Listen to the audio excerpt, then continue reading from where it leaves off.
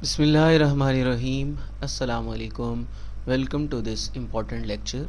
इस लेक्चर के अंदर हम रजिस्टर्स के कम्बिनेशन को डिटेल के साथ डिस्कस करेंगे, that is series and parallel combination of registers.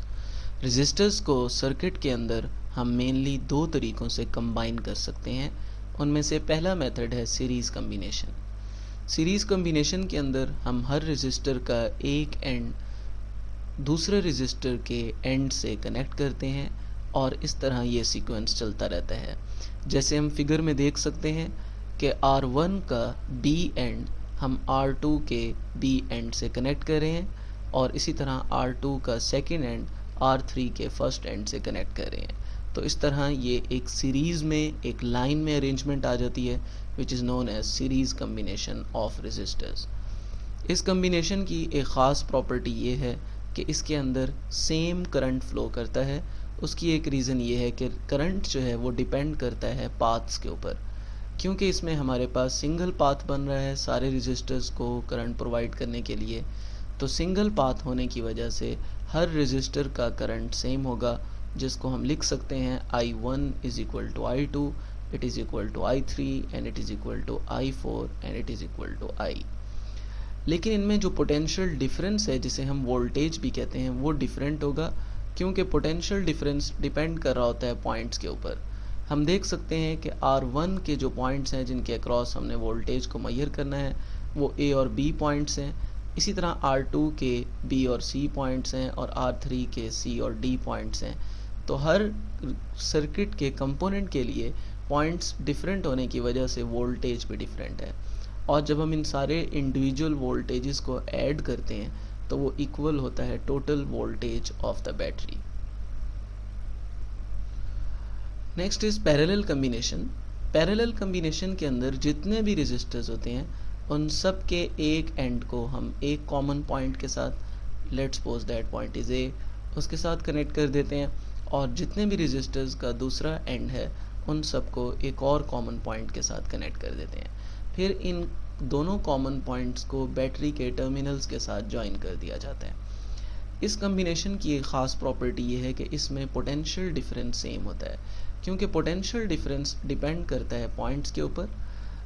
इन सब रजिस्टर्स के अंदर कॉमन पॉइंट्स हैं ए और बी, जिनके अक्रॉस हम अगर पोटेंशियल डिफरेंस मेजर करें तो वो सेम आएगा। सो इस तरह potential difference will be same across all the resistors. जबकि इस कम्बिनेशन की एक और प्रॉपर्टी ये है कि इसमें करंट डिफरेंट होता है। उसकी रीज़न ये है कि करंट डिपेंड करता है पाथ के ऊपर, और ये डिफरेंट पाथ्स होने की वजह से इनके अक्रॉस करंट डिवाइड हो जाता है, और अगर हम टोटल करंट फाइंड करें तो वो इन सब के इंडिविजुअल करंट का सम होता है। Let's have a look on the derivation of series and parallel combination. सबसे पहले हमने उस पॉइंट को लिखना है जो चीज़ सेम है। सीरीज़ कम्बिनेशन के अंदर हम जानते हैं कि करंट सेम है, जबकि पैरेलल कम्बिनेशन के अंदर वोल्टेज सेम है। तो जो चीज़ सेम है पहले हम उसको लिखेंगे, उसके बाद हम उस पॉइंट को लिखेंगे जो डिफरेंट है। वी नो दैट कि सीरीज़ कम्बिनेशन में वोल्टेज डिफरेंट है। जब डिफरेंट है तो हम इंडिविजुअल वोल्टेजेस को सम करेंगे और वो इक्वल आएगा total voltages of the battery के। इसी तरह पैरेलल कम्बिनेशन में करंट डिफरेंट है, तो इसलिए हम इंडिविजुअल करंट्स को सम करेंगे और वो इक्वल आएगा total current of the circuit के। यहाँ पर हम इस स्टेप में V is equal to I R के मुताबिक इक्वेशन में पुट करेंगे V1, V2, V3 की values, but I will remain same. I के साथ हम 1, 2, 3 इसलिए नहीं लगा रहे क्योंकि करंट सेम है। इसी तरह V is equal to I R, but I is equal to V over R। इसके मुताबिक हम I1, I2, I3 की वैल्यूज़ पुट करेंगे, और इनमें से V जो है वो वोल्टेज सेम होगा, सो V हम तीनों में से कॉमन ले लेंगे। जब हम V कॉमन लेंगे तो अंदर ये इस तरह से अरेंजमेंट आ जाएगी, और लेफ़्ट साइड पर सीरीज़ कम्बिनेशन में हम I कॉमन ले लेंगे क्योंकि करंट सेम है। We know that V over I is equal to R। So जब हम टोटल वोल्टेज को टोटल करंट से डिवाइड करेंगे तो वो टोटल रेजिस्टेंस, या जिसे हम इक्विवेलेंट रेजिस्टेंस भी कहते हैं, वो आ जाएगी, which is for series combination. Similar case is for I over V. V over I is equal to R, but I over V is equal to 1 over R. So यहाँ पर हम लिख सकते हैं 1 over RE is equal to 1 over R1 plus 1 over R2 plus 1/R3।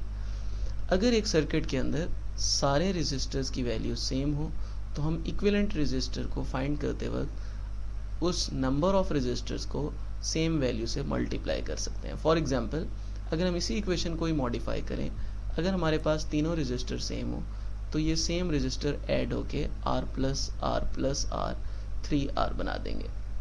इसी तरह अगर 4 resistor same हो तो वो ऐड होके 4R बना देंगे। 5 रेजिस्टर्स के लिए 5R हो जाएगा और n रेजिस्टर्स के लिए ये nR हो जाएगा। सिमिलर केस में अगर हमारे पास पैरेलल कम्बिनेशन की बात की जाए तो यहाँ पर भी 3 रेजिस्टर्स अगर सेम होंगे तो ये इस तरह 1/R plus 1/R plus 1/R बन जाएगा और ये बन जाएगा 3/R, और 1/R ही अगर 3/R है तो RE will be equal to R/3। 3 resistors के लिए तो ये फार्मूला है फॉर सेम रेजिस्टर्स, लेकिन 4 के लिए यहाँ पे 4 डिवाइड हो जाएगा, 5 के लिए यहाँ 5 हो जाएगा। तो इससे हम एक जनरल फार्मूला लिख सकते हैं कि पैरेलल कम्बिनेशन में RE फाइंड करने के लिए हम R को N से डिवाइड कर देते हैं। But this point is for identical resistors. जब सारे रेजिस्टर्स हमारे पास आइडेंटिकल होंगे तो हम ये शॉर्ट फॉर्म यूज़ कर सकते हैं। एक और पॉइंट हम इस फार्मूले से ये देख सकते हैं कि सीरीज़ कम्बिनेशन रेजिस्टर्स की रेजिस्टेंस की वैल्यू को इंक्रीज़ कर देती है, जबकि पैरेलल कम्बिनेशन रेजिस्टर्स की वैल्यूज़ को डिक्रीज़ कर देती है, which is exactly opposite two capacitors. Capacitors में पैरेलल कम्बिनेशन में कैपेसिटेंस बढ़ जाती है और सीरीज़ में कम हो जाती है। Thank you so much, that was all for this lecture. उम्मीद है ये वीडियो आपके लिए हेल्पफुल रही होगी। सो वी रिक्वेस्ट यू कि आप हमारे चैनल को सब्सक्राइब करें, बेल आइकन को जरूर क्लिक करें ताकि आपको आइंदा आने वाली यूज़फुल वीडियोस मिल सकें। Thank you.